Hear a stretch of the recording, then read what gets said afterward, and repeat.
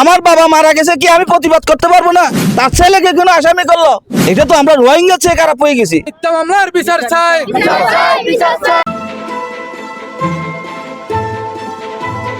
হচ্ছে 4 তারিখ যেদিন আমাদের এলাকার একটা নির্মমভাবে মানুষকে হত্যা করে জাহাঙ্গীর কাশ্মীর প্রজেক্টে, ও বিষয়ে তো আমাদের আমি তখন কিন্তু বাসায় ছিলাম, আমি এখানে ছিলাম না, বাসায় ছিলাম। তো ওই শোনাশুনির পর আমি রাস্তায় আসছি।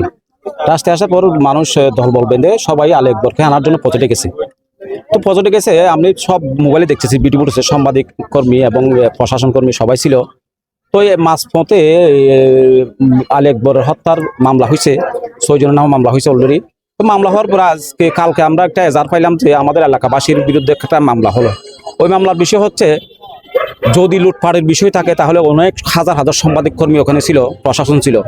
তো তাদের কাছে তো অবশ্যই ভিডিও প্রসেস থাকতে পারে লুটপাটের বিষয়ে। তো আমার কথা হচ্ছে, আপনারা হয়তো একজন নির্মম মানুষ হত্যা করার পর কেন মামলা নিল প্রশাসন? কি উদ্দেশ্যে মামলা নিল? প্রশাসন কি এখনো আগের স্বৈর শাসকের শাসনে এখনো আছে? আমার প্রশ্ন হচ্ছে এটা। আর আপনারা তদন্তপূর্বক মামলা নেন, সমস্যা নেই, আমরা এখনই প্রস্তুত, আমরা এখনো শাস্তি পেতে প্রস্তুত। যদি আমাদের বিরুদ্ধে, আমি তো তখনও ছিলাম না, আমার ফুটেজও নাই, কেন আমাদেরকে অহেতুক মামলা দিল? আমরা ওখানে ঘটনাস্থলে গিয়েছিলাম লাশ দেখার জন্য। ওখানে যখন একটা ঘটনা হয়েছে সেটা দেখার জন্য ওখানে গিয়ে আমরা কিছু বলি নাই, আমাদেরকে সাংবাদিক ঘিরে ধরছে। ওখানে হাজার হাজার সাংবাদিক ছিল। ওখানে এখন লুটপাটের মামলায় আমাদের সবাইকে আইন গিয়া করছে, মামলা করছে। আমরা এর বিচার চাই। আলী আকবরের মা তৈতে গেলে আড়াইলে পারাইলে আরো গিয়া করে তারা পুজিয়া নেলি না পারে। দুগরি হাতে মানুষ, কুলিয়াগরি হাতে মানুষ, তো আই তারা বিচার চাই। তার ছেলেকে কোনো আসামি করলো,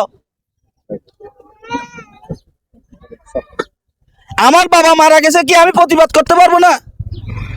আমার একটা তো দাবি আছে আজকের পর।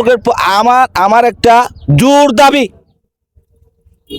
আমাদের আইন শৃঙ্খলা আছে, আমাদের প্রশাসন আছে, প্রশাসনের প্রতি জোর দাবি। আমি একজন প্রতিনিধি হইয়া এলাকার পক্ষ থেকে সুষ্ঠু তদন্তের মাধ্যমে ওনাদেরকে আহ্বান জানাচ্ছি, সুষ্ঠু তদন্তের মাধ্যমে যে আলী আকবরকে মারছে তার শাস্তি হোক, যে আমাদের নিরহ লোককে আসামি করছে ওই নিরহ লোকদেরকে ওইখান থেকে মুক্তি দেওয়া হোক, আমার দাবি।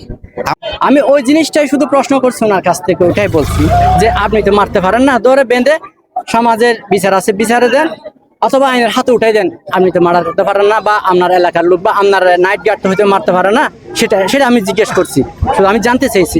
তো আমি যে জানতে চেয়েছি, এটা কি আমার অপরাধ? যদি কোনো একটা যদি লোক মার্ডার হয়, আমি একটা সমাজের প্রতিনিধি, আমি সমাজ কমিটির সহসভাপতি, তো আমার সমাজের একটা সদস্য যদি মারা যায়, আমি যদি ওখানে গিয়ে যদি জানতে চাই, সেটা কি আমার অপরাধ হয়ে যাবে? হ্যাঁ, আপনারা বলেন, আপনাদেরকেও প্রবেশ করতে দেওয়া হয় না, ঠিক আছে, সেটা কি আমার অপরাধ? সেই কারণে আমাকে এক নম্বর আসামি করা হয়েছে। তো সেই দিন আপনারা মিডিয়ারা সবাই ছিলেন এবং পুলিশ প্রশাসন সবাই দেখছেন আপনারা, আমি কি কোনো জিনিস লুটপাট করছি বা রায়ান খাসেমের উপর কি কোনো হাত তুলছি বা অন্যায়মূলক কোনো কিছু করছি, আপনারা দেখছেন সেদিন, ঠিক আছে। যদি ভিডিও ফুটেছে যদি আসে আমি অন্যায় করছি, সেটা প্রশ্ন করা ব্যতীত আমি যদি অন্যায় করছি যদি কিছু পাই, আমাকে গ্রেপ্তার করার জন্য প্রশাসন থেকে এখানে আসতে হবে না, আমি নিজের স্বয়ং আমার অপরাধ কাঁধে নিয়ে আমি জেলখানায় ঢুকে যাবো। কিন্তু হয়তো কোনো মানুষকে যদি আপনারা মামলায় আনেন, জড়িত করেন, তাহলে আল্লাহর পক্ষ থেকে আপনাদের উপর গজব নাজিল হবে, আমি বলতেছি ইনশাআল্লাহ।